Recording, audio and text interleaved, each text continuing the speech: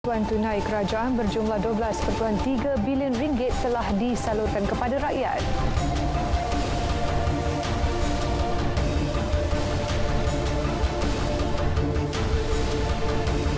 Penurunan kes mendadak di Negeri Sembilan dari ribuan kepada kira-kira 200 kes.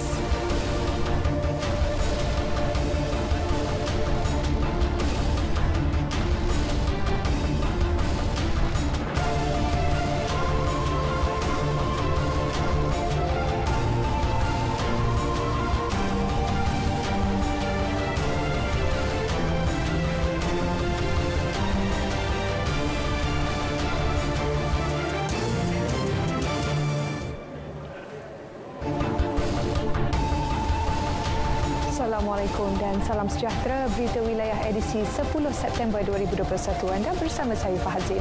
Turut membuat laporan langsung hari ini Melaka, Sarawak dan Sabah. Fokus hari ini vaksinasi remaja di Sarawak giat dijalankan dan Melaka kembali buka pintu untuk pelancong domestik. Setia sejam bersama kami di Berita Wilayah.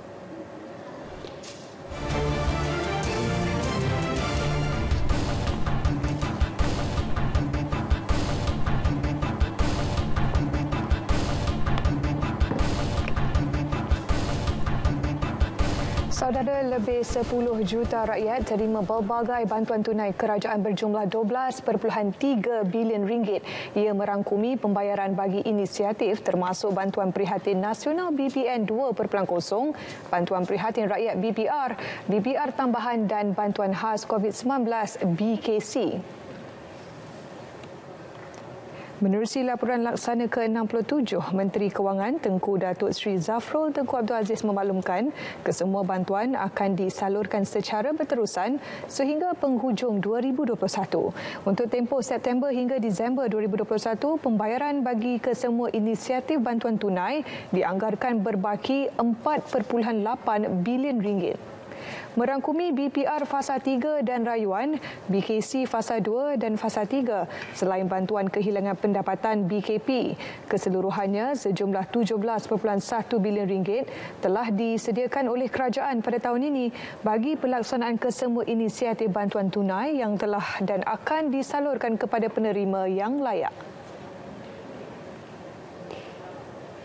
Langkah mempertingkat penguatkuasaan SOP membawa hasil penurunan kes COVID-19. Timbalan Pengarah Kesihatan Bahagian Kesihatan Awam Negeri Sembilan, Dr. Muhammad Faid Abdul Rashid berkata, sebelum ini Negeri Sembilan mencatat lebih daripada 1,000 kes berbanding kini antara 200 ke 300 kes sehari. Jelasnya, data kes harian di Negeri Sembilan menunjukkan penurunan mendadak. Bagaimanapun, ia bukan alasan untuk mengabaikan pematuhan SOP. Sejak September ni, sejak kita beralih ke fasa 3, kita telah tingkatkan penguatkuasaan kita. Jadi untuk memastikan itu tadilah supaya mereka rakyat Negeri Sembilan patuh kepada yang kita SOP yang telah kita tetapkan. Itu yang penting ya. So saya menyarankan pada semua rakyat Negeri Sembilan khususnya ya untuk menjaga SOP, sama-samalah kita jaga kan, sebab kita tidak boleh bergantung kepada Jabatan Kesihatan saja. Kan, maknanya semua penduduk ataupun rakyat Negeri Sembilan perlu memainkan peranan masing-masing ya, supaya kita dapat kawal wabak COVID ini. Beliau bercakap dalam sidang media pematuhan SOP di Seremban 2. Tambahnya, sekiranya kesemua rakyat memainkan peranan mematuhi SOP, kes harian yang menurun dapat dikekalkan dalam tempoh yang panjang. Sebanyak 90% atau 21 juta populasi dewasa Malaysia sudah menerima sekurang-kurangnya satu dos vaksin COVID-19 setakat semalam. 71.3% atau 16.7 juta populasi dewasa pula telah lengkap vaksinasi. Manakala sebanyak 322,346 dos vaksin diberikan semalam menjadikan jumlah kumulatif pemberian vaksin setakat ini 37.71 juta dos. Berikut data harian dan kumulatif vaksinasi mengikut negeri.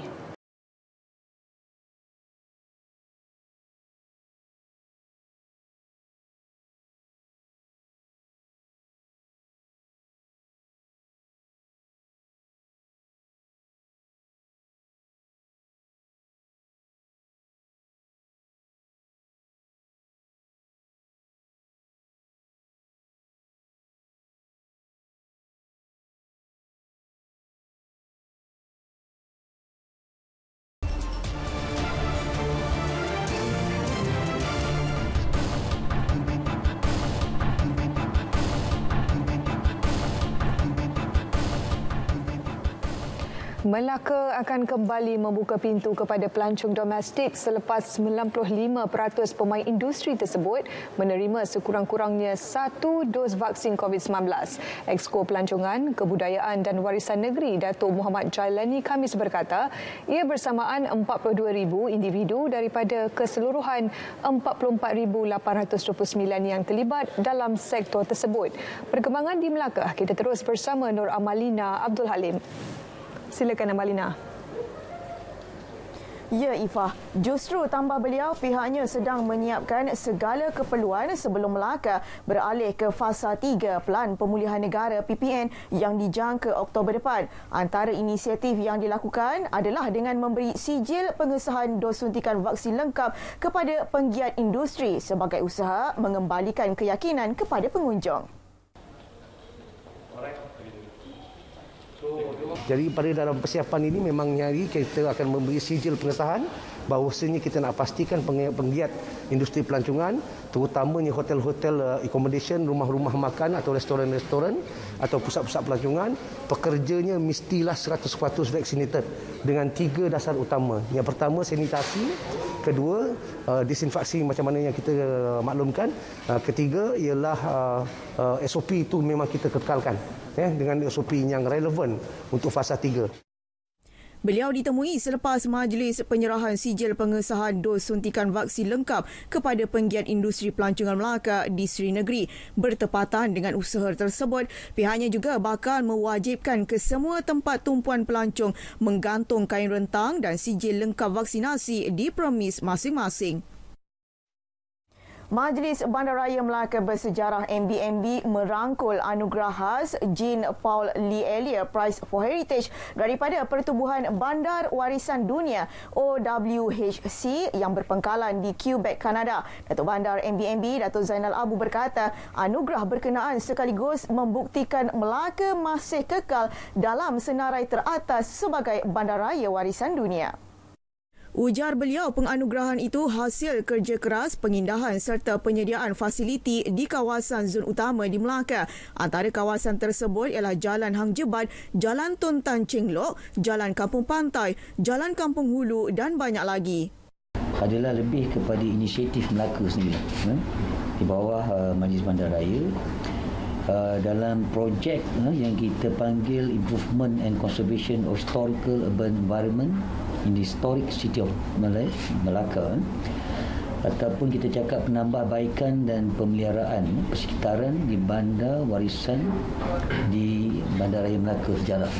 Beliau berkata demikian selepas pengumuman anugerah tersebut secara atas talian di pejabat MBMB di Aikro. Jelasnya lagi, sejak 2012 pihaknya telah memperuntukkan sejumlah 10.4 juta ringgit bagi melaksanakan pelbagai projek dan penambahbaikan. Selain Melaka, Georgetown Pulau Pinang turut menerima anugerah tersebut. Majlis Keselamatan Negara MKN Negeri Melaka menyasarkan amalan keselamatan menyeluruh sempena sambutan ulang tahun ke-50 agensi itu bulan ini. Pengarah MKN Melaka, Muhammad Nasrul Menhad berkata, fokus kini bagi memastikan keselamatan umum sepanjang tempoh pandemik COVID-19 ini. Kita harap kita semua, saya, rakan-rakan dan juga agensi-agensi di peringkat kesihatan, kita jangan belum lagi masanya untuk kita berundur ataupun merasa penat ataupun lelah, walaupun kita tahu memang keadaan itu amat panjang. Sebab kita macam kita bandung kat awal-awal dulu, peperangan memerangi COVID ini peperangan yang bersifat rally, bersifat maraton, dia bukan bersifat lari pecut. Beliau berkata demikian ketika ditemui RTM di Aikro. Pertandingan pidato rukun negara peringkat kebangsaan Piala Pusingan Tuan Yang Terutama yang di-Pertuan Negeri Melaka mendapat sambutan menggalakkan dengan jumlah penyertaan 1,000 orang dari seluruh negara. Sekretariat pertandingan tersebut, PPJ Bersekutu PA, Datuk Profesor Dr. Baharudin Putih berkata, daripada jumlah tersebut seramai 354 peserta dari kategori sekolah rendah, sekolah menengah 440, Institut Pengajian Tinggi 56, kategori awam 64 dan kategori bukan Melayu 45 penyertaan. Ujarnya jumlah penyertaan meningkat kerana ia buat julung kalinya dipertandingkan di peringkat kebangsaan. Kita beranggapan penyertaan dalam keadaan PKP ini tak ramai. Dan lebih-lebih lagi walaupun kita lihat 5 kategori. Tetapi alhamdulillah kesedaran penglibatan untuk terlibat dalam pertandingan pidato ni ramai, iaitu sampai 1,000, iaitu 970 orang. Ini satu respon yang paling baiklah yang Tuan Yang Bertun dapat, dan ada rasa seronoklah. Mengulas lanjut, kategori bagi peserta bukan Melayu bertujuan mencungkil seni berpidato di kalangan masyarakat bukan Melayu di seluruh negara. Tambah beliau, tarikh bagi peringkat akhir pertandingan masih dalam perbincangan berikutan Negeri Melaka kini di dalam fasa kedua PPN. Laporan itu mengakhiri lintas langsung dari Melaka. Kembali semula ke Angkasa Puri untuk perkembangan lain berita wilayah. Baik, terima kasih Hamalina. Saudara Jabatan Kesihatan Negeri Sembilan mengeluarkan 4,908 kompaun bernilai 2.3 juta ringgit kepada individu dan syarikat atas pelbagai kesalahan mengikut Akta 342 Pencegahan dan Pengawalan Penyakit Berjangkit 1988. Menurut Exco Kesihatan Alam Sekitar, Koperasi dan Kepenggunaan Negeri SVRAPEN, kompaun itu dikeluarkan bagi tempoh antara Mac 2020 hingga 4 September lalu. Dalam tempoh sama, terdapat 592 kes didaftarkan di mahkamah atas kesalahan gagal menjelaskan bayaran yang ditetapkan. Ujar beliau lagi, pelaksanaan SOP akan terus diperketat sebagai memberi peringatan kepada masyarakat meski Negeri Sembilan kini berada di fasa 3 Pelan Pemulihan Negara. Meski kegiatan sosial kembali normal, masyarakat diingatkan agar tidak bersikap sambil lewa serta terus mengamalkan SOP bagi mengelak jangkitan dan penularan lebih besar berseperti sebelum ini. Beliau berkata demikian dalam sidang media selepas mengetuai operasi penguatkuasaan Akta 342 di Seremban 2. Pengusaha industri kecil dan sederhana IKS yang mempunyai sijil halal berpotensi untuk dikomersialkan dan menembusi pasaran di peringkat global. Menurut Timbalan Menteri di Jabatan Perdana Menteri Ekonomi, Dato' Edin Shazli Sith, pihaknya akan meneliti keperluan dan kemampuan usahawan IKS. Mereka akan dilatih mengembangkan perusahaan, terutamanya bagi pengusaha dari kawasan luar bandar. Dato' Edin berkata usaha itu dilihat mampu memulihkan industri makanan halal yang terjejas berikutan pandemik COVID-19 dan kebergantungan terhadap pengimportan makanan dari luar negara.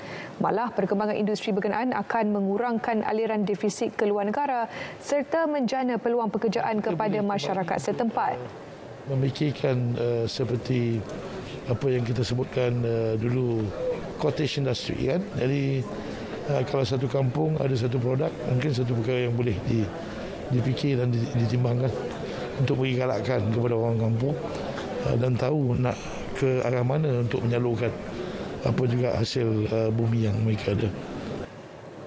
Beliau berkata demikian selepas merasmikan program bahan sokongan KSSM SPM 2021 dan perasmian Studio Pejabat Pendidikan Daerah PPD di Kuala Pilah. Lembaga Hasil Dalam Negeri LHDN Negeri Sembilan mengagihkan 650 bakul makanan kepada golongan memerlukan menerusi program CSR Hasil Prihatin. LHDN kali pertama mengagihkan bakul makanan melalui program berkenaan di Negeri Sembilan. Pengarah LHDN Negeri Sembilan, Zubaidah Hamzah berkata, bakul makanan diserahkan kepada wakil penerima sumbangan untuk diagihkan kepada penduduk sekitar Seremban, Port Dickson, Jelebu, Kuala Pilah, Rembau, Tampin dan Jempol. Pemberian 650 kotak makanan kepada pelbagai jenis kaum yang terlibat, Melayu, Cina dan India dan juga pelbagai pertubuhan lah. Dan ia merupakan setiap bakul bernilai RM100 yang terdiri daripada barang-barang makanan utama dan juga beras. Dan kita haraplah ini sedikit sebanyak membantu golongan-golongan yang terlibat yang terkesan akibat pandemik COVID-19. Beliau berkata demikian pada program CSR Prihatin di Seremban. Bakul makanan bernilai RM100 setiap satu mengandungi bekalan makanan asas. Program mendapat kerjasama Jabatan Kebajikan Masyarakat Negeri Sembilan, Majlis Agama Islam Negeri Sembilan, Rumah Gelandangan Al-Kausar, Masjid Al-Taqwa Paroi dan Wakil Rumah Ibadat. Baik, saudara, sebelum mendapatkan perkembangan semasa, kita ke Map Malaysia bagi mendapatkan laporan cuaca semasa. Kita terus bersama pegawainya, Atikah Maziah. Assalamualaikum dan salam sejahtera. Ribut tropika kuat Konson kini masih lagi berada di sekitar kawasan perairan Laut Cina Selatan, bergerak ke arah barat dengan kelajuan kira-kira 15 km per jam dan kini ianya bergerak menghala ke arah tenggara Vietnam. Secara amnya, ribut tropika kuat ini memberi sedikit kesan pada keadaan angin kencang dan juga laut bergelora melibatkan kawasan perairan rantau negara. Oleh itu, Jabatan Meteorologi Malaysia masih lagi mengekalkan amaran angin kencang dan juga laut bergelora kategori pertama melibatkan kawasan perairan yang telah ditandakan dengan warna kuning ini dijangka akan berkuat kuasa sehingga ke hari Isnin 13 September ini. Dan sepanjang tempoh amaran ini berkuat kuasa, keadaan perairan ini masih lagi berbahaya untuk semua aktiviti bot-bot kecil. Seterusnya, merujuk pada paparan imej gambar radar semasa, diperhatikan keadaan cuaca cerah di hampir ke semua negeri di semenanjung Malaysia kecuali melibatkan bahagian pedalaman negeri Pahang, Kelantan, Terengganu dan juga sedikit melibatkan daerah Mersing dan juga Kota Tinggi negeri Johor yang dijangkakan akan beransur reda menjelang lewat malam nanti. Bagi negeri Sabah dan juga Sarawak pula, keadaan cuaca sedikit lembap pada petang ini dengan hujan lebat beserta debu petir masih lagi sedang berlaku melibatkan hampir ke semua bahagian di negeri Sarawak, juga di sekitar bahagian pedalaman dan juga sandakan serta Tawau negeri Sabah yang dijangkakan masih lagi boleh berterusan sehingga ke malam nanti. Baik, ini sahaja ramalan cuaca yang dapat saya kongsikan pada petang ini. Untuk mendapatkan maklumat cuaca yang lebih terperinci, anda boleh layari laman sesawang kami di www.met.gov.my atau menerusi laman sosial media kami seperti yang telah tertera di sini. Sekian dahulu dari Jabatan Meteorologi Malaysia, saya Atikah Marziah. Assalamualaikum dan salam sejahtera.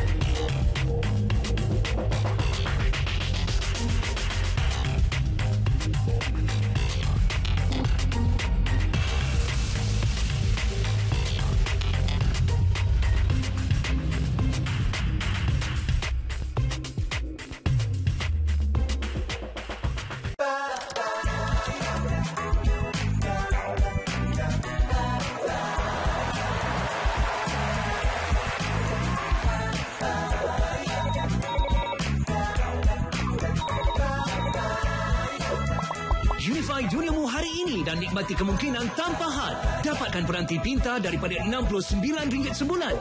Kunjungi TM Point berhampiran atau daftar sekarang di unify.com.my. Unify.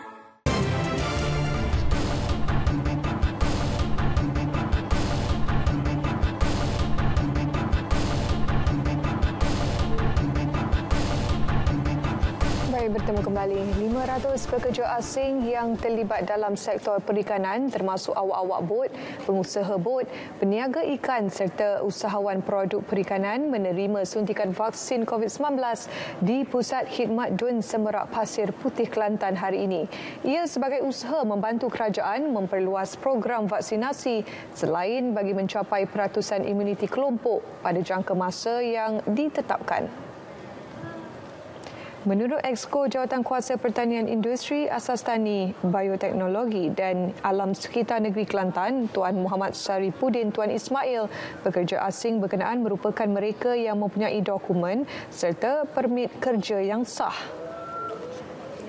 Kita fokus hari ini 2 hari, hari ini dan besok kepada lebih kurang 500 yang telah setuju untuk hadir hari ini, dan besok ialah 407 orang warga asing daripada Thailand, Laos, Vietnam, Cambodia yang ada di sekitar inilah, yang mereka ke laut kemudian mendaratkan ikan.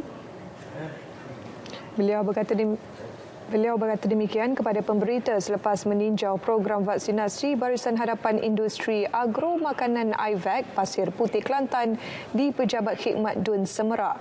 Program yang berlangsung selama 3 hari bermula hari ini diadakan di 2 lokasi serentak, iaitu di Pejabat Dun Semerak dan Masjid Cerang Ruku dengan kerjasama pihak Pejabat Khidmat Adun Semerak, Jabatan Perikanan Kelantan dan LKIM Kelantan. Ia turut menyasarkan mereka yang tinggal berdekatan dengan Bacok dan Kota Baru untuk mendapatkan vaksinasi masing-masing. Sementara itu, dalam perkembangan sama, Adun Semerak Wan Hassan Wan Ibrahim memberitahu pihaknya juga mengesyorkan mana-mana pekerja asing yang masih belum divaksin bagi berbuat demikian secepat mungkin. Ujarnya, majikan perlu bertanggungjawab membantu pekerja mereka dengan mendaftarkan pekerja berkenaan di mana-mana lokasi pusat pemberian vaksin PPV ataupun secara walk-in. Permintaan tinggi terhadap burung dan ayam peliharaan daripada penggemar ternakan itu menjadi faktor peningkatan kes penyeludupan haiwan berkenaan di sempadan Malaysia, Thailand. Pegawai pemerintah PGA 8 Superintendent Mat Syukur Yusof menjelaskan keuntungan besar hasil jualan juga mendorong minat penyeludup untuk berbuat demikian meski mengetahui risiko yang bakal dihadapi. Ujar beliau, berdasarkan beberapa rampasan yang dilakukan, anggaran nilai bagi burung dan ayam berkenaan mampu mencecah sehingga RM5,000 seekor. Ayam laga ke apa ni, veterina, dia many kinds, many type of ayam. Benda ni perlu ada permit, control by veterina. Minat orang macam-macam, ikan laga. Kan kita kata apa, ikan biasa kat sawah, tapi ada orang minat. Jadi kalau tengok ni, for sure permintaan oleh peminat-peminat. Beliau bercakap pada sidang media di Markas Taktikal Lubuk Stol Brigade Tenggara Pasukan Gerakan Am PGA Lubuk Stol Rantau Panjang.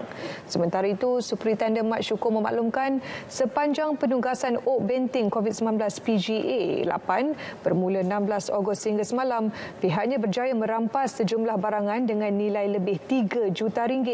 Ia membabitkan 64 kes rampasan seperti dadah, lembu, haiwan eksotik dan beras seludup, selain menangkap 63 lelaki serta 2 wanita yang majoriti adalah warga tempatan.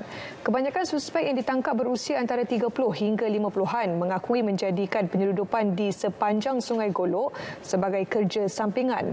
Kesemua penyeludup dipercayai diberi upah bergantung kepada risiko dan jenis barangan yang dibawa masuk atau keluar di sempadan kedua-dua negara.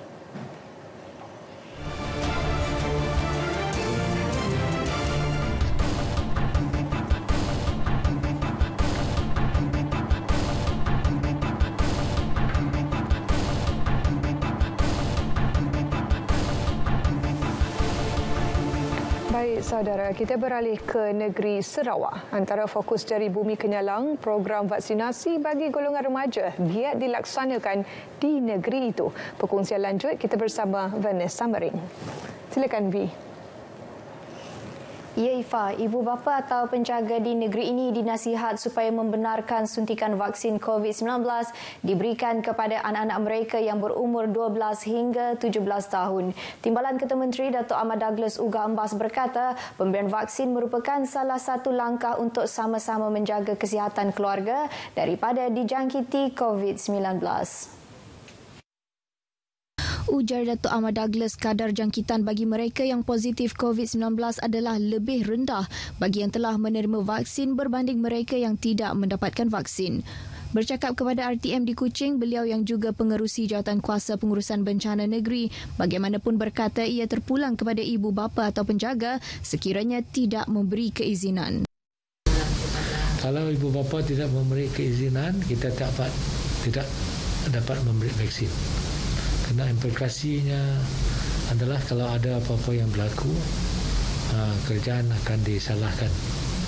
Oleh itu, pejabat kesihatan negeri yang menjalankan usaha memberi vaksin ini, dia memang menentukan borang tu ditandatangani dulu oleh penjaga, ibu atau bapa baru dapat memberi vaksin. Ini satu syarat yang mesti kita patuhi. Dato' Ahmad Douglas menambah program imunisasi COVID-19 dalam kalangan remaja 12 hingga 17 tahun yang bermula Rabu lalu mendapat sambutan menggalakkan. Mengikut statistik dikeluarkan Jabatan Pelajaran Negeri, seramai 96,400 orang remaja berumur 16 hingga 17 tahun layak diberikan vaksin, manakala bagi remaja berumur 12 hingga 15 tahun pula adalah seramai 192,800 orang. Proses pemberian vaksin dijalankan di sekolah-sekolah terpilih, pusat pemberian vaksin awam dan klinik kesihatan. Bagi remaja yang berada di kawasan pedalaman yang tidak mempunyai aplikasi MySejahtera, pendekatan cucuk dulu daftar kemudian diguna pakai bagi memastikan mereka tidak tercicir daripada menerima vaksin. Dalam perkembangan sama, program vaksinasi remaja di Limbang menyasarkan 2,722 orang remaja. Menurut Residen Bahagian Limbang, Insinyur Ahmad Deni Ahmad Fauzi, program tersebut diadakan sepanjang 3 hari bermula hari ini di Pusat Pemberian Vaksin Dewan Suara Limbang dan 4 pusat pemberian vaksin di Lawas. Jadi pada hari ini, pagi inilah pada 10 hari bulan 9 ni di Dewan Suara Limbang, hari ini dimulakan dengan SMK Seri Petambun di mana seramai 367 pelajar akan membuat suntikan kat sini daripada yang berumur daripada 16 dan 17 tahun. Dan pada petang ini SMK Agama Limbang seramai 147 orang. Jadi pada 11 hari bulan besok SMK Kubung seramai 302 orang dan pada sebelah petangnya ialah SMK Menamit seramai 252 orang. Dan hari terakhir 12 September ada SMK Limbang seramai 421 orang. Jadi saya difahamkan 12 hari bulan nanti adalah khas untuk pelajar-pelajar yang tercicir. Beliau menyatakan demikian kepada pemberita selepas membuat tinjauan ke pusat pemberian vaksin di Dewan Suara Limbang. Beliau juga menzahirkan rasa terima kasih dan sekalung penghargaan kepada KKM, Jabatan Pendidikan Daerah Limbang dan Jabatan Pendidikan Daerah Lawas, para guru dan agensi-agensi lain yang terlibat menjayakan program imunisasi COVID-19 kebangsaan bahagian Limbang. Sementara itu, seramai 778 pelajar tingkatan 4 dan 5 dari 3 buah sekolah menengah di Seri Aman antara yang hadir menerima suntikan vaksin di Pusat Pemberian Vaksin PPV di Dewan Suara Seri Aman hari ini. Ia melibatkan pelajar dari SMK Melugu, SMK Seri Aman dan SMK Lingga. Tinjauan pemberita hari ini mendapati proses pemberian vaksin kepada pelajar terbabit berjalan lancar dibantu pihak pejabat pendidikan daerah Seri Aman dan para guru dari sekolah terlibat. Beberapa pelajar yang ditemui kelihatan gembira setelah menerima suntikan vaksin. Ini termasuk pasangan kembar dari SMK Melugu, Denley Devon dan Dylan Dieter. Fungsi pentingnya untuk melindungi diri daripada COVID dan perlu boleh sekolah lah. Saya memang yakin sebab boleh berjalan lah di vaksin. Kalau nak pasal memang guna 2 dos. Kalau dah divaksin memang boleh lah. Saya amat berasa selamat apabila sudah menerima vaksin yang pertama dan saya memberi besar terima kasih kepada KKM dan sukarelawan kerana telah menganjurkan program vaksin ini kepada seluruh pelajar di Malaysia. Supaya dapat pergi ke sekolah baliklah. Ya, rindu juga kawan-kawan. Saya rasa saya yakinlah untuk anak-anak saya pergi sekolah sebab sudah vaksin. Pemberian vaksin juga dibuat secara telus dengan layanan mesra oleh para petugas kesihatan. Penerima terlebih dahulu diberitahu mengenai jenis vaksin sebelum disuntik. Di bahagian Mukah pula, program vaksinasi golongan remaja dijangka selesai sebelum sesi persekolahan bermula Oktober depan. Residen bahagian Mukah Hamdiah Bakir berkata, pemberian vaksin akan melibatkan 3,792 pelajar dari 12 buah sekolah. Hamdiah Bakir menjelaskan daripada jumlah itu ia melibatkan 4 buah sekolah di Mukah, 3 buah sekolah di Matu, 2 buah sekolah masing-masing di Dalat dan Daro manakala 1 sekolah di Tanjung Manis. Tambahnya 4 kawasan akan dilaksanakan pemberian vaksin secara outreach bertempat di Klinik Kesihatan Paloh, Klinik Kesihatan Balingian, Klinik Kesihatan Kuala Igan dan Klinik Kesihatan Nanga Pasin. Manakala selebihnya akan diadakan di sekolah-sekolah serta di pusat pemberian vaksin Dewan Suara Mukah dan Dewan Serbaguna Matu. Beliau ditemui pemberita semasa melawat pusat pemberian vaksin PPV Dewan Suara Mukah semalam. Hamdiah yang juga pengerusi jawatan kuasa pengurusan bencana bahagian Mukah berkata, proses pemberian vaksin bagi bahagian Mukah telah bermula semalam dengan kehadiran 402 orang pelajar dan program akan berterusan sehingga 12 September ini. Sehubungan itu, ujarnya kerjasama ibu bapa dan para penjaga penting demi memastikan pemberian vaksin selesai sebelum sesi persekolahan bermula. Kementerian Utiliti Sarawak akan mewujudkan lesen yang lebih kompeten untuk kerja-kerja pemasangan paip bagi mengatasi kekurangan semasa. Langkah ini sejajar dengan usaha kementerian untuk menyediakan tenaga kerja mahir dalam menjalankan kerja-kerja pembinaan utama air dan pemasangan paip bagi meningkatkan kualiti kerja. Menerusi kenyataan media kementerian tersebut, usaha ini dilaksanakan dengan kerjasama antara Kementerian Utiliti dan 2 institusi pembelajaran iaitu Sarawak Skills dan Akademi Binaan Malaysia. Pemasangan paip yang merupakan tonggak penting bagi kementerian meningkatkan tenaga berkelayakan. Usaha ini dijangka dapat membantu pelaksanaan banyak projek bekalan air dan juga projek pembangunan yang memerlukan kerja-kerja pemasangan paip dalam rancangan Malaysia ke-12. Kementerian Utiliti juga telah menetapkan sasaran untuk menghasilkan 60 pemasang paip berlesen dan 30 lapisan utama berlesen pada akhir 2021. Setakat ini kira-kira 472 pemasang paip berlesen aktif dan 473 pembuat lapisan utama berlesen aktif di Sarawak. Individu yang ingin mengambil bahagian dalam kursus pemasangan paip dan lapisan utama ini disaran untuk mendaftar secara dalam talian melalui mou.sarawak.gov.my. Sebuah masjid dan 5 buah surau di daerah kecil Sebuyau ditutup sementara untuk semua aktiviti termasuk solat Jumaat dan solat fardu bermula hari ini sehingga perintah kawalan pergerakan diperketatkan PKPD ditamatkan dan kerja-kerja sanitasi selesai dilaksanakan. Menurut notis penutupan sementara yang dikeluarkan oleh Majlis Islam Sarawak MIS, penutupan sementara itu bagi mengelak risiko penularan COVID-19 berikutan karya berkenaan terletak berhampiran dengan kawasan pelaksanaan PKPD. MIS memaklumkan masjid terbabit ialah Masjid Baru Sebuyau. Manakala 5 buah surau terlibat ialah Surau Darul Salam di Kampung Hulu Sebuyau, Surau An-Nur di Kampung Lot Sebuyau, Surau Darul Falah di Kampung Masjid, Surau Darul Mahabah di Kampung Seberang Sebuyau dan Surau Darul Kurnia di Jalan Somil.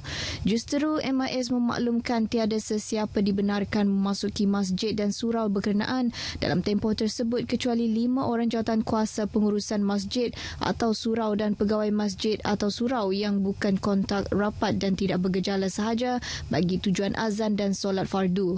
Ahli karya atau jemaah masjid dan surau berkenaan adalah dinasihatkan untuk tidak hadir ke mana-mana masjid atau surau lain untuk solat dalam usaha mengekang penularan COVID-19. Polis menahan seorang warga Mas dan merampas selaras senapang patah susulan penemuan mayat lelaki yang tersangkut di dahan pokok dengan kesan tembakan di Kampung Kejapil Bekenu semalam. Ketua Polis Daerah Miri SCP Hakim Al-Hawari memberitahu suspek ditahan di lokap Balai Polis Pusat Miri untuk siasatan lanjut. Sementara itu, menerusi kenyataan bomba yang dikongsikan Ketua Jabatan Bomba dan Penyelamat Malaysia Zon Miri, Lau Poh Kiong, beliau memaklumkan pihaknya yang berada di lokasi kejadian telah menurunkan mayat mangsa dari atas pokok terap berkenaan. Katanya pasukan bomba terus bertindak memanjat pokok berkenaan dengan membawa tali penyelamat untuk menurunkan mangsa dan untuk tindakan pasukan penyelamat dan seterusnya diserahkan kepada pihak polis. Punca mangsa berada di atas pokok masih dalam siasatan polis. Dengan itu, sekian berita dari Sarawak. Kita kembali bersama Ifa di Angkasa Puri. Silakan. Baik, terima kasih Vanessa. Saudara, berita wilayah akan berehat seketika, kembali selepas ini. 31 Ogos, Hari Kebangsaan. Sementara 16 hari bulan September, kita bakal menyambut Hari Malaysia. Saya mengambil kesempatan ini untuk mengucapkan selamat menyambut Hari Kebangsaan dan juga selamat menyambut Hari Malaysia.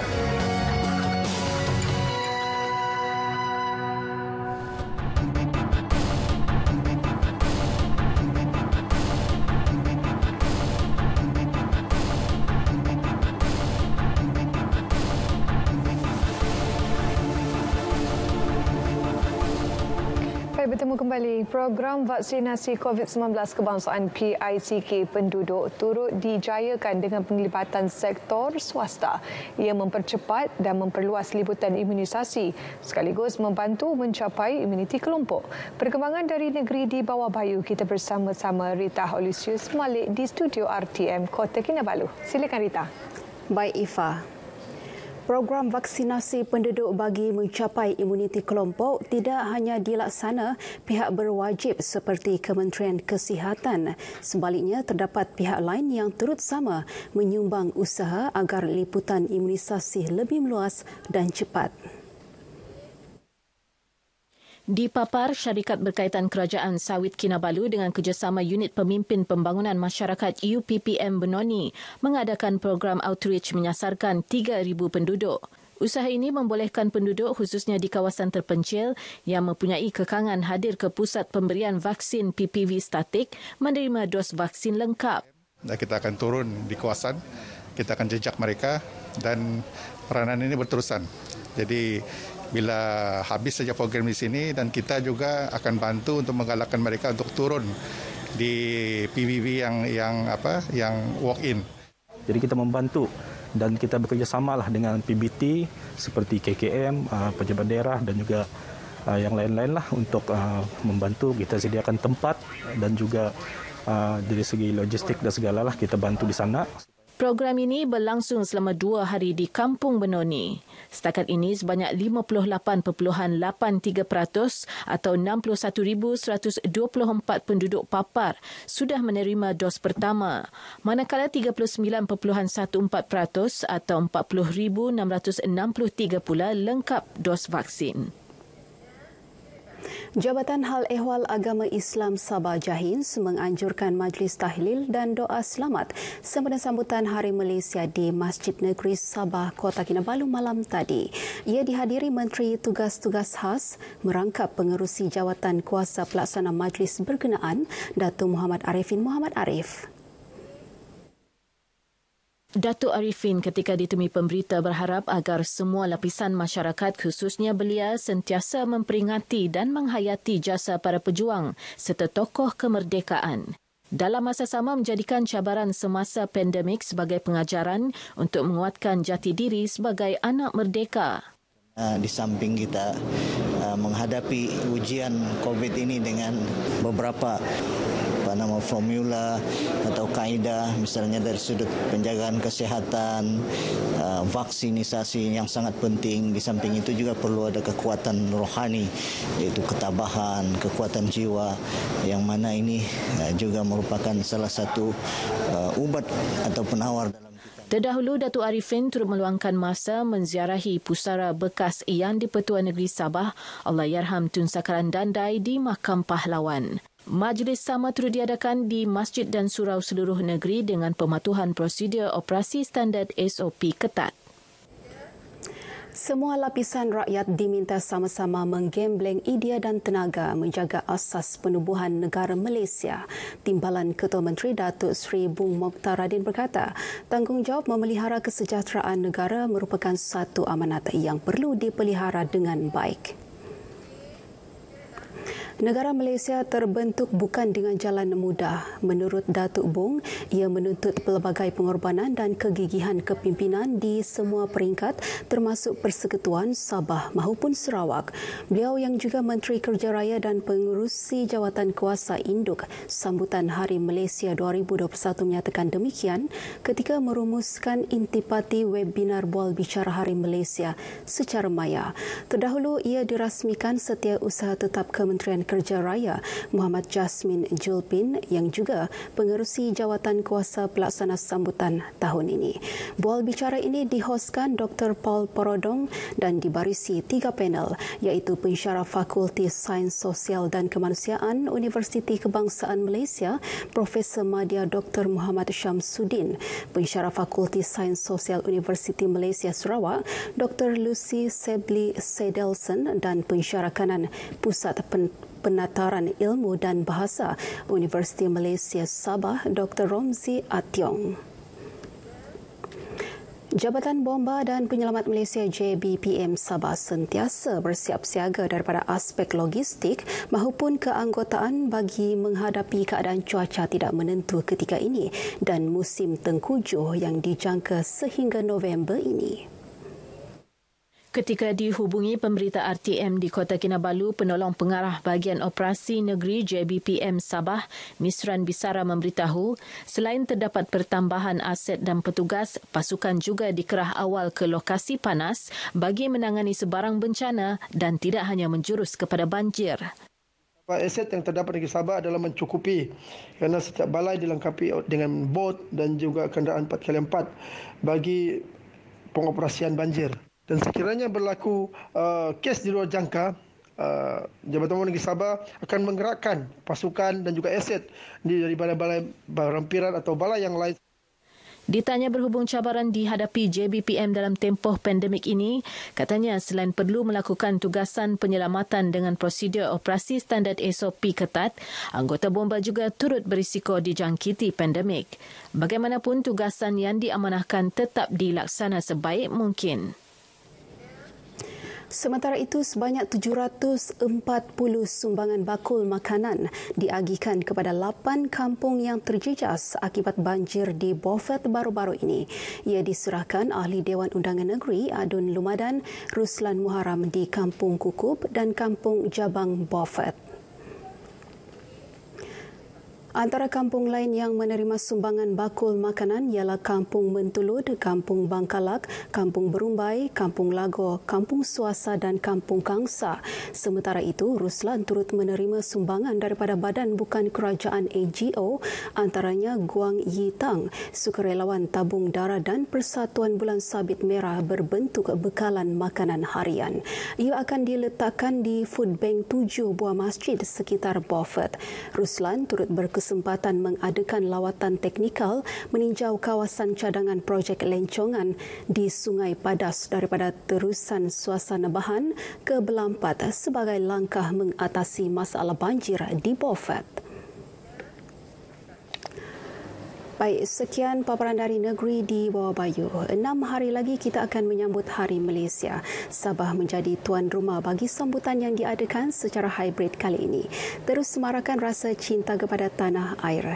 #Malaysia Prihatin, #Demi Negara. Kembali bersama Ifa. Silakan. Baik, terima kasih Rita. Saudara, Kesiapsiagaan Agensi Penguatkuasaan Maritim Malaysia APMM Zon Maritim Labuan terus diperkasa untuk memastikan keselamatan perairan terus dipelihara. Komited meningkatkan keupayaan anggota dan aset. Pelbagai program latihan disusun atur bagi memastikan operasi lancar susulan musim tengkujuh. Usaha turut diambil bagi meningkatkan keupayaan dalam operasi mencari dan menyelamat SAR di perairan pulau itu. Laporan wartawan Harjay Wandi Jack.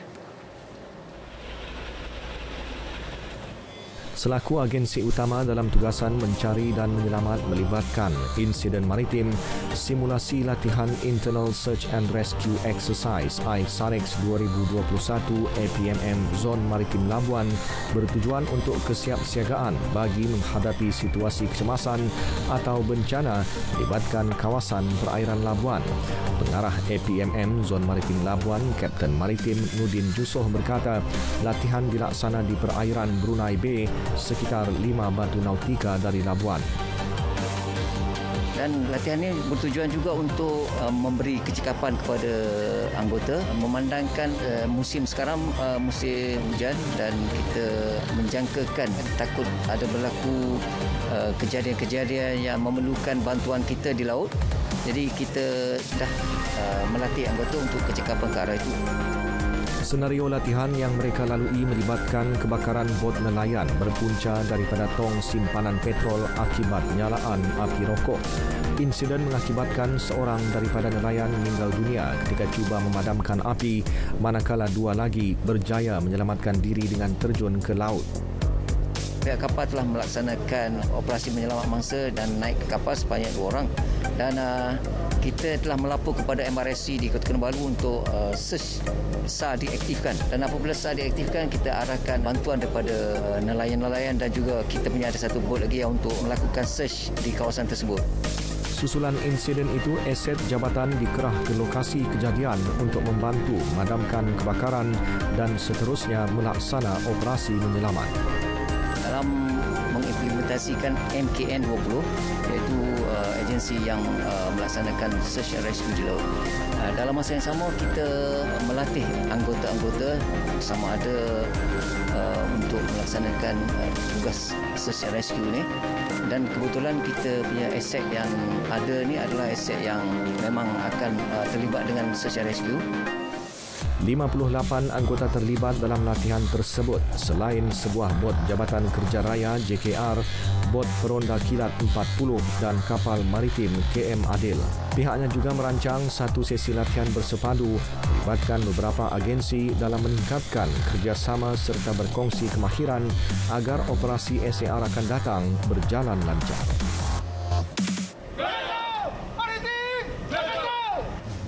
Bukit Samadi Daki, Lurah Samadi Teruni. Perumpamaan yang sesuai untuk mengajak semua pihak berganding bahu bersama-sama menjaga keselamatan dan kesejahteraan tidak kira di laut maupun di darat. Selain mengajak orang ramai untuk peka akan kejadian sekeliling dengan menjadi mata dan telinga untuk menyalurkan maklumat tentang sebarang kejadian kecemasan. Harji Jack, Berita RTM.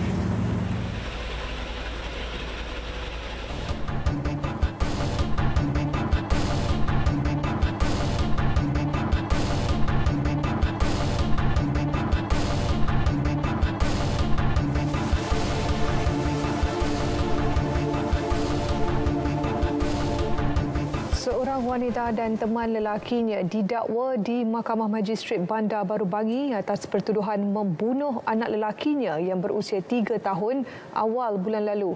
Bagaimanapun, tiada pengakuan direkodkan daripada tertuduh Ida Nur SB Baharudin 35 tahun dan kekasihnya Nur Razizul Baharum 34 tahun selepas pertuduhan dibacakan di hadapan Hakim Effendi Nazila Abdullah. Mengikut pertuduhan, mereka didakwa dengan niat bersama dengan sengaja membunuh kanak-kanak lelaki tersebut. Mereka didakwa melakukan perbuatan itu pada 2 September lalu. Pertuduhan dibuat di bawah Seksyen 302 Kanun Kesiksaan dan dibaca bersama Seksyen 34 Kanun Sama yang membawa hukuman gantung sampai mati jika sabit kesalahan. Tiada jaminan diberikan dan mahkamah menetapkan 14 Oktober ini untuk serahan laporan kimia dan bedah siasat. Ahli Parlimen Muar Syed Saddiq Syed Abdul Rahman mempertahankan pengakuan tidak bersalah atas 2 pertuduhan melibatkan pengubahan wang haram sebanyak RM100,000. Pengakuan tersebut dibuat selepas pertuduhan dibaca di hadapan Hakim Mahkamah Seksyen Kuala Lumpur Suzana Hussein pagi tadi. 5 Ogos lalu, Syed Saddiq membuat pengakuan tidak bersalah atas pertuduhan sama di Mahkamah Session Johor Bahru, Johor. Sebelum itu, Hakim Dato' Ahmad Kamal Arifin Ismail telah membenarkan permohonan pihak pendakwaan bagi memindahkan kes tersebut ke Mahkamah Seksyen Kuala Lumpur hari ini. Mengikut dua pertuduhan di bawah Seksyen 4-1-B Akta Pencegahan Pengubahan Wang Haram, Pencegahan Pembiayaan Keganasan dan Hasil daripada Aktiviti Haram 2001, beliau dituduh terlibat dalam pemindahan dana itu 2 kali pada 16 dan 19 Jun 2018. Jika disabitkan kesalahan, di bawah akta ini memperuntukkan hukuman penjara maksimum 15 tahun dan denda tidak kurang daripada 5 kali ganda jumlah atau hasil daripada aktiviti haram. Hakim Suzana Hussein menetapkan 30 November untuk sebutan semula kes.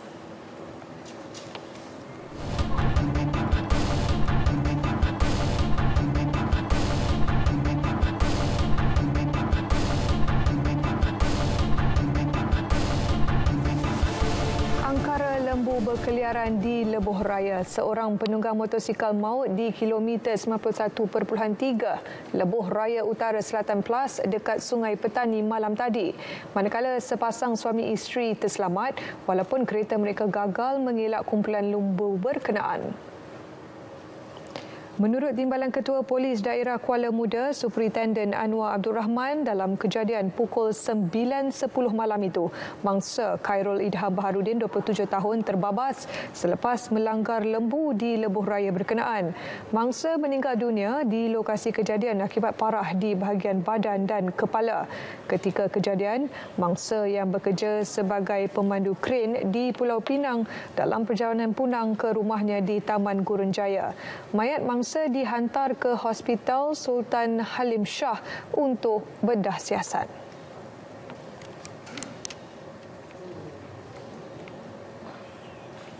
Seorang ibu tunggal dihadapkan ke Mahkamah Magistrate Taiping atas tuduhan cuai sehingga menyebabkan anjing peliharaannya menyerang dan mencederakan seorang kanak-kanak perempuan Julai lalu. Tertuduh K. Saroja Devi, 46 tahun, mengaku bersalah atas pertuduhan yang dibacakan di hadapan Magistrate Adibah Abdul Kadir. Berdasarkan pertuduhan, dia didakwa dengan cuai membiarkan haiwan peliharanya itu mencederakan Nur Ilmi Natrah Muhammad Muzri, 12 tahun, di hadapan sebuah rumah di Kampung Larut Tin Sambungan Taiping kira-kira pukul 5 petang pada 10 Julai lalu. Dia didakwa mengikut Seksyen 289 Kanun Kesiksaan yang boleh dipenjara maksimum 6 bulan atau denda sehingga RM2,000 atau kedua-duanya jika sabit kesalahan. Pendakwaan dilakukan Timbalan Pendakwa Raya Nur Fakihin Ahmad Fauzi, manakala tertuduh diwakili Peguam Yayasan Bantuan Guaman Kebangsaan Siti Hajar Hamzah. Siti Hajar memohon agar jaminan RM2,000 dikurangkan atas alasan tertuduh hanya mengambil upah sebagai tukang masak dan mempunyai tanggungan anak. Mahkamah kemudiannya membenarkan tertuduh diikat jamin RM500 dengan seorang penjamin dan menetapkan 25 Oktober depan untuk laporan perubatan mangsa sebelum hukuman dijatuhkan.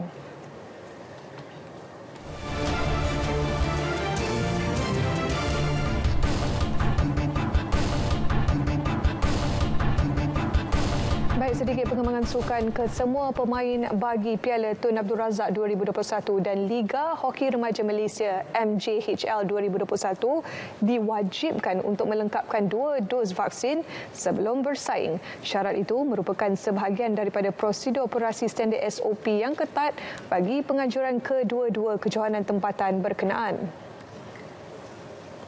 Pengerusi Jawatankuasa Pertandingan Konfederasi Hoki Malaysia KHM, Datuk Seri Dr. Anil Jit Singh berkata, pemain tidak akan dibenarkan menyertai kejohanan sekiranya gagal berbuat demikian. Piala Tun Abdul Razak 2021 dijadual bermula pada 10 hingga 20 November ini, manakala MJHL 2021 bakal berlangsung bermula 26 November hingga 2 Januari 2021. Dalam pada itu, penganjuran MJHL edisi kali ini menyaksikan kejohanan itu akan dilangsungkan bagi kategori lelaki sahaja. Bagaimanapun, Datuk Seri Dr. Anil Jit berkata pihaknya mempunyai perancangan untuk menganjurkan kejohanan bagi kategori wanita pada awal tahun depan. Saingan MJHL tahun lalu terpaksa dibatalkan berikutan pandemik COVID-19, namun Piala Tun Abdul Razak 2020 berjaya dilangsungkan tanpa sebarang isu jangkitan COVID-19 dengan menyaksikan pasukan Perak dan Pahang masing-masing muncul juara bagi kategori lelaki dan wanita. Penat lelah atlet negara berjuang di Sukan Paralimpik Tokyo 2020 terus meraih penghargaan. 3 pemenang pingat emas menerima 1 juta mata ganjaran serta penghantaran makanan percuma selama setahun daripada Grab Malaysia. Boni Buni Augustin, Chia Lek Hau dan Abdul Latif Romli menikmati manfaat berkenaan sebagai menghargai kejayaan mereka di tamasya berprestij berkenaan. Syarikat penghantar makanan itu turut menghargai pencapaian pingat perak dimenangi Jong Yi Ki dan Chiu Wei Lun dengan memberikan mereka 500,000 mata ganjaran dan juga penghantaran makanan percuma selama setahun. Tidak dilupakan jaguh lontar peluru Muhammad Ziyad Zulkifli yang turut menikmati ganjaran 50,000 mata dan penghantaran percuma sebagai menghargai usaha dan pencapaiannya di peringkat antarabangsa. Pengarah urusan Grab Malaysia, Sean Goh, menerusi satu kenyataan berkata pihaknya akan terus mewujudkan inklusiviti dan persamaan lebih besar di Asia Tenggara, khususnya kepada golongan OKU yang berusaha untuk berdikari dan peluang untuk menjadi ahli masyarakat yang produktif. Sementara itu, Presiden Majlis Paralimpik MPM, Datuk Seri Megadi Syariman Zaharuddin berterima kasih atas sokongan dan pengiktirafan yang diberikan bagi meraihkan kejayaan Paralimpian di Sukan Paralimpik Tokyo itu. Pemenang pingat emas Sukan C 2019 acara e-sukan kategori Hearthstone, Dr. Yu Weng Kian bersedia mewakili negara jika diberi peluang bertanding di Sukan Asia Hangzhou, China 2022. Permainan Hearthstone antara 8 permainan sukan elektronik yang akan membuat penampilan sulung sebagai acara yang menawarkan pingat. Jelas Dr. Yu, tahap Sukan Asia adalah berbeza berbanding Sukan C kerana perlu bersaing dengan negara-negara yang menjadi pilihan, khususnya tuan rumah China, Korea Selatan, Jepun serta Taiwan. Tambahnya, memiliki satu pasukan yang lengkap adalah perlu memandangkan Sukan Asia bakal berlangsung dalam tempoh setahun lagi.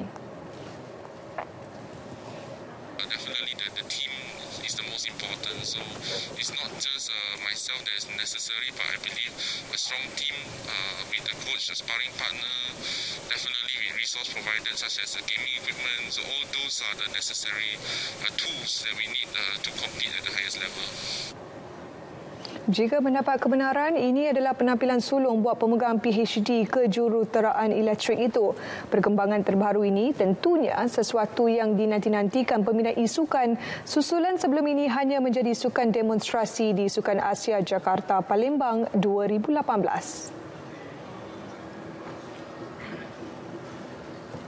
Baik saudara, berita wilayah edisi 10 September 2021 berakhir di sini. Marilah kita terus berganding bahu memulihkan negara daripada pandemik COVID-19. Kita semua keluar